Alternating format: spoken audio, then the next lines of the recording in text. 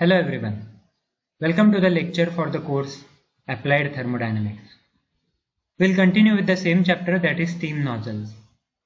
Myself Sumit Bardia, Assistant Professor, Department of Mechanical Engineering, Sharad Institute of Technology, College of Engineering, Edra. Today we will cover the following points in the steam nozzles. These are supersaturated or metastable expansion of steam in a nozzle, effect of supersaturation, general relationship between area, velocity and pressure in the nozzle flow, steam injector, and then we will see the two numericals on the nozzles itself. So first slide is about the supersaturated or metastable expansion of steam in a nozzle. Now, when steam flows through a nozzle, it would normally be expected that the discharge of steam through the nozzle would be slightly less than the theoretical value. But it has been observed during experiments on flow of wet steam that the discharge is slightly greater than that calculated by the formula. This phenomenon is explained as the converging part of the nozzle is so short and the steam velocity is so high that the molecules of steam have insufficient time to collect and form droplets so that normal condensation does not take place. Such rapid expansion is said to be metastable and produces a supersaturated flow, supersaturated state. So that expansion is nothing but metastable and which produces the saturated, supersaturated state. In this state of supersaturation, the steam is undercooled to a temperature less than that of corresponding to its pressure. Consequently, the density of steam increases and hence the weight of discharge. Professor Wilson, through experiments, showed that dry saturated steam, when suddenly expanded in the absence of dust, does not condense until its density is about 8 times that of the saturated vapor of the same pressure. So we'll discuss in detail again. So refer this figure, that is the supersaturated flow of steam. The point 1 represents initial state of steam. The steam expands isentropically without any condensation to point 2. 2 being on a superheat constant pressure curve AB produced. So this is the AB produced superheated region, AB line. At point 2 here, the limit of supersaturation is reached and steam reverts to its normal condition at 3. So here it is normal condition, it will reverse towards 3 at the same enthalpy value as 2 and at the same pressure also. The steam continues expanding isentropically to a lower pressure 2.4 instead of 4 dash, which would have been reached if thermal equilibrium had been maintained. Enthalpy drop is reduced and the condition of final steam is improved. The limiting condition of undercooling, at which condensation commences and is assumed to restore conditions of normal thermal equilibrium, is called Wilson line. So this is a Wilson line, dotted line. I am again repeating that the limiting condition of undercooling at which condensation commences and is assumed to restore conditions of normal thermal equilibrium is called Wilson line. So it may be noted that when metastable conditions prevail, the HS chart should not be used and the expansion must be considered to follow PV raised to n equal to C, which that is with the index of expansion for superheated steam. So enthalpy drop we will see then n upon n minus 1 P1 V1 1 minus P2 by P1 raised to n minus 1 upon n. So here n minus 1 is pending. Okay, n minus 1 upon n. The relationship T2 by T1 equal to P2 by P1 raised to n minus 1 upon n may be used to calculate supercooled temperature. The degree of undercooling is then difference between the saturation temperature and the supercooled temperature. Okay, here it is written supercooled temperature.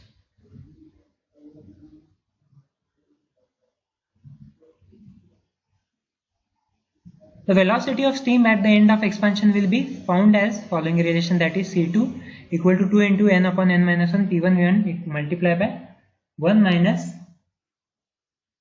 P2 by P1 raised to n minus 1 upon n. Okay, so that we have seen already. So specific volume is nothing but V2 equal to V1 multiplied by P2 by P1 raised to 1 minus n, and apparent temperature is T2 equal to T1 P2 by P1 raised to n minus 1 A2 mV2 by C. Okay, so this equation you need to remember at the time of calculations. Now what is the effects of supersaturation? In the nozzle in which supersaturation occurs, the effects may be here listed. There is an increase in entropy and specific volume of steam. Here in the figure it is shown increase in entropy, that is the effect of supersaturation, and also the specific volume is increases. Next is heat drop is reduced below that for thermal equilibrium. As the consequence, the exit velocity of steam is reduced. So if exit velocity of steam is reduced, so heat drop is also reduced. Third one is the density. Before that, since the condensation does not take place during supersaturated expansion, so the temperature at which the supersaturation occurs will be less than the saturation temperature. That is why we are calling supercooling, supercooled temperature. So it is less than that of saturation temperature corresponding to the pressure. So therefore the density of supersaturation steam will be more than that of equilibrium condition, which gives the increase in the mass of steam discharge. Okay, so that is the effect of supersaturation. And last one is the dryness fraction of steam is improved. So that we have seen in the figure. Dryness fraction is improved here. Okay, so it is in superheated region 2 to 3 and 4 to 4 dash, that is increase in the dryness fraction. Now we will see about the general relationship between the area, velocity and pressure in the nozzle flow. Now from figure, a nozzle in which a steady and isentropic flow is taking place. Let us consider the two transverse plane sections at a distance dx apart. So this is the two sections we are taking which having the distance of dx, or we can call it delta x apart. Assuming that the nozzle is running full and the velocity is uniform across any section. Now we are using the continuity equation here, that is m equal to AC upon V. So the change in cross sectional area, change in the velocity, change in the volume, that we will represent by A plus delta A, C plus delta C, V plus delta C. So V plus delta V upon V equal to A plus delta A C plus delta C divided by AC. So we will here it will take to this point, and AC will be taken as bottom and the denominator. So 1 plus delta V upon V equal to A plus delta A upon A, C plus delta C upon C. So 1 plus delta A upon A plus 1 plus delta C upon C. So equation becomes 1 plus delta V upon V equal to 1 plus delta A upon A plus 1 plus delta C upon C. Or delta A divided by A plus delta C upon C minus delta V upon V equal to 0. So 1 get cancelled from every term. And in limits, it converts into dA upon A plus dC upon C minus dV upon V equal to 0. Since flow is isentropic, we know that, so PV raised to gamma equal to constant. So log to the base EP plus gamma log E V equal to log to the base EK, where K is constant. Now differentiating this and dividing by PV. Differentiating by it is dP by P plus gamma dV by V equal to 0, or dV by V equal to minus 1 upon gamma multiplied by dP upon P. Also for isentropic flow, we have the momentum equation, that is CdC equal to minus VdP. So dC upon C equal to minus VdP upon C square. Okay, dividing both sides by C square. So we'll get this equation. Now substituting these values in the equation above, that is 18.16, that is we need to substitute here dA upon A plus in bracket minus VdP upon C square, this equation dC upon C, minus 1 upon gamma dP upon P equal to 0. Now simplifying this equation, dA upon A minus VdP upon C square plus 1 upon gamma dP upon P equal to 0. So dA upon A equal to VdP upon C square minus 1 upon gamma dP upon P. So 1 upon gamma dP by P, we are taking inside VdP upon C square multiplied by gamma P divided by dP, that will be get cancelled here, minus 1, that we have taken additional term, it becomes a cancel, but we required for the further calculations. 1 upon gamma dP upon P, gamma PV, here gamma PV divided by C square, dP get cancelled, gamma PV upon C square minus 1. Now CS is, we are considering for the sonic velocity at pressure P and the specific volume V, we get CS square equal to gamma RT or gamma PV in this case. So dA upon A equal to 1 upon gamma dP upon P, C square upon CS square upon C square minus 1. Now this ratio of the velocity C to the local sonic velocity CS is known as Mach number, and it is denoted by M. So we will substitute the M value, that is dA upon A equal to 1 upon gamma dP by P, 1 minus M square upon M square. Now these two equation gives you the changes in the nozzle area under certain conditions. First condition, accelerated flow, if dP by P negative, pressure decreases along the flow direction, and at that condition here C is less than CS, M is less than 1, then the dA must be negative. This corresponds to the conversion part of the nozzle. Similarly, if C is greater than CS, M is greater than 1, then the dA must be positive. This is converted to divergent part of nozzle. Now here it is given in the table, that is type of flow, subsonic or supersonic. So subsonic means M is less than 1, supersonic means M is greater than 1. So dP by V negative, conversion nozzle. Here in supersonic it is divergent nozzle. For subsonic, diffuser, divergent diffuser, and supersonic it is conversion diffuser. So that case we'll consider the different conditions for it, and we will find out which dA upon D must be negative or positive for a particular reason. Now case 2 is nothing but decelerated flow, where dP by P is positive. Means this applies to a diffuser in which kinetic energy of flow is converted into pressure energy. Steam turbine, C is less than CS, M is less than 1.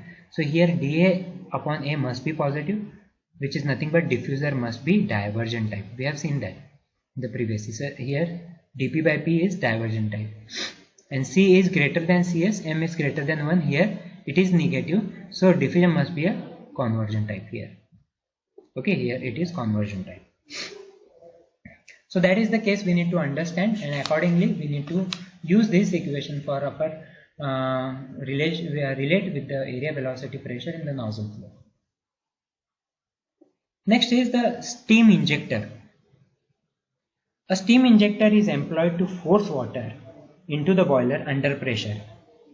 It makes use of the principle of steam nozzle, by which it utilizes the kinetic energy of steam jet for increasing the pressure and velocity of a corresponding quantity of water.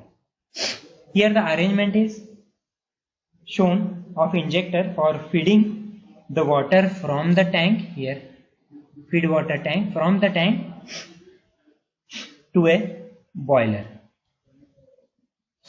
The steam from the boiler is expanded to a high velocity by passing it through a conversion type of nozzle. Here it is a diverging cone, it is a conversion nozzle.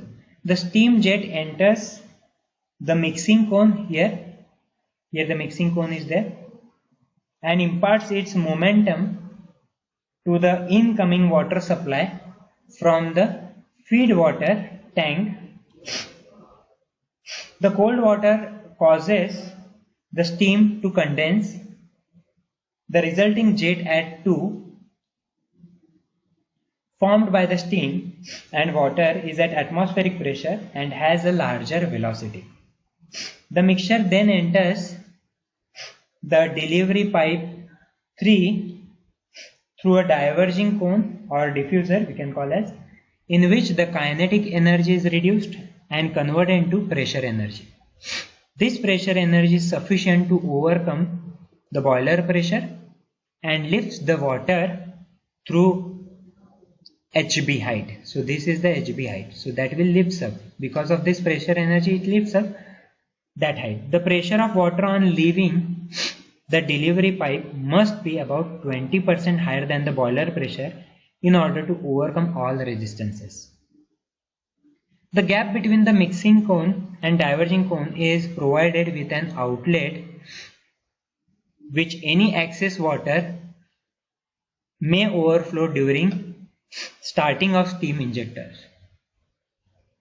Okay, so that is about the steam injectors. Let's have an example on steam nozzles. So dry saturated steam enters a frictionless adiabatic nozzle with negligible velocity at a temperature of 300 degrees Celsius. It is expanded to a pressure of 5000 kilopascal. The mass flow rate is 1 kg per second. Now calculate the exit velocity of steam. Now how to calculate exit velocity? We know that exit velocity. Now in table the properties are given and the figure is H2 to H, the expansion is there. Okay, so dry saturated steam is there. So here dry saturated steam enters a frictionless nozzle, temperature of 300 degrees Celsius, expanded to a pressure of 5000 kPa. So we'll write first given terms. H1 equal to 2751 kilojoule per kg. At point 1 the temperature is 300 degrees Celsius. So at that time the enthalpy is 2751 kilojoule per kg. S1 is entropy 5.7081. Okay. At point 1 the vapor is there, saturated vapor. It is not liquid, so we need to go for saturated vapor table. SF2, so at point 2 the liquid is there, so SF2 will be here 2.9206. Okay, we require later the entropies. So SFG2 equal to multiply by SG2 minus SF2. So that will coming 5.9735, 579535 minus 2.9206. So that entropy difference we need to take. So HF2 equal to 1154.5 and Hg2 is 2794.2. Okay, so that is the parameters we have from the table which is already given here. Now we need to calculate the dryness fraction first, and the ultimate equation we know that is C1 equal to or C2 equal to root 2 H1 minus H2. So enthalpy H1 minus H2 that we need to calculate. So H1 and H2 H1 is already we have, but H2 we don't have. So H2 is calculated by calculating the X2 first. For that we need to take then constant entropy, that is S1 equal to S2. Substitute the value of S1 here 5.70, S2 here, and similarly X2 multiply by Hg2 minus Sf2, that is 5.9735 minus 2.9206. So by calculating, X2 is coming 0.913. Okay, now this value of dryness fraction substitute in this equation, that is H2 equal to Hf2 plus X2 Hfg2. Now substitute all the properties in X2 value. We will find out the H2 value is 2651.5, which is lower than the 2751. So our value is correct. Now ultimately we need to calculate what? Exit velocity of steam, that is considering the C1 square by 2 equal to H1 minus H2. So C1 will be root 2 H1 minus H2. Substitute the value of H1 H2, we will get the exit velocity at 446.1 meter per second. Okay. Let us take one more example.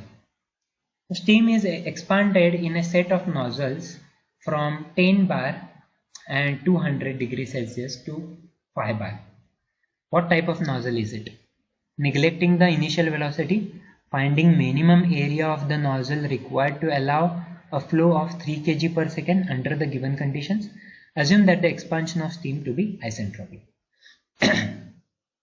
Steam pressure at the entry of steam nozzle, that is P1 is given 10 bar and 200 degrees Celsius, and steam exit pressure is P1 is 5 bar. Now what type of nozzle we need to calculate? So that depends upon the pressure ratio or pressure, throat pressure, that will give you the which type of nozzle is used. So P2 by P1 equal to 2 upon n plus 1 raised to n minus 1. So n value, it is taken 1.3 as it is superheated, that is 200, 2 upon 1.3 plus 1. So ultimately we are getting the pressure ratio at 0.5457. So P2 will be P1 multiplied by 0.5457, 10 bar P1 is given. So 5.5 bar will be the P2 pressure. Okay, so P1 is 10 bar, P2 is 5.5 bar. Now since throat pressure is greater than the exit pressure. Okay, so the pressure decreases means the nozzle is used as a conversion diversion nozzle, where the throat pressure is greater than the exit pressure. That we have seen in the types of nozzle. We have seen that the throat pressure is greater than exit pressure, then it is conversion diversion nozzle. The minimum area will be at throat, where the pressure is 5.5 bar. From again we need to calculate the minimum area. So A2 we need to calculate, that is throat area we need to calculate, that is mv upon C2, m dot of v multiplied by C2. So we have m, I think, yes, 3 kg per second, that is given. V we need to calculate from enthalpy difference and Mollier chart. Velocity we need to calculate, that is C2 equal to 44.72 root 120. So here H1 minus H2 from Mollier diagram, H1 and H2 we are taking, and the difference heat drop is coming as 120 kilojoule per kg. So according to that, specific volume will be 0.345 meter cube per kg. So that is we are getting from the Mollier chart. So velocity will be substituting HD here 44.72 root HD, that is coming 489.88 meter per second. Now substitute all the values in the throat area equation, we will get the area as 0.0021 meter square as a minimum area of the nozzle required to allow flow. Okay, we will stop here. We will continue with the next lecture. Thank you.